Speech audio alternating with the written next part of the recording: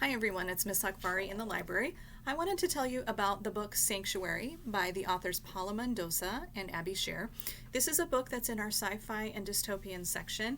It is definitely a dystopian book, even though there's a lot of it that looks pretty similar to what our life looks like now. So our book here is set in the year 2032.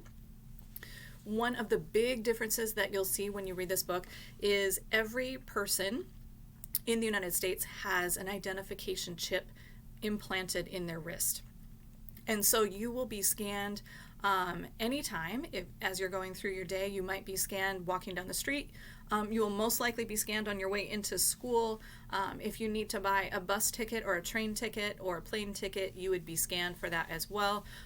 The government in this book wants to know where people are at all times, which is a very big difference from what we're dealing with right now. This causes a lot of problems for the main character in our book, and you can see her on the cover. Her name is Valentina, but she goes by Valley. She and her mother and father immigrated to the United States from Colombia several years ago.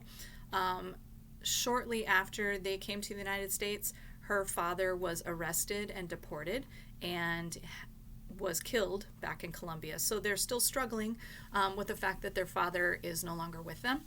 Valley also has a younger brother that she's really worried about. She kind of tries to look out for him because their mom is busy working a lot of the time to try to keep them in food and in clothes.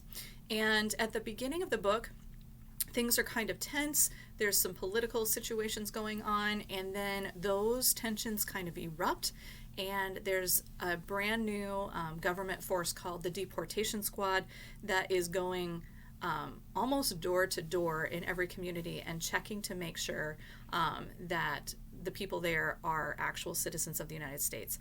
And while Valley's younger brother was born in the United States and is a citizen, and his chip is authentic, Valley and her mother are not. And so they, as a family, go on the run. And a lot of fascinating and terrifying and sometimes awful things happen to them while they are on the run.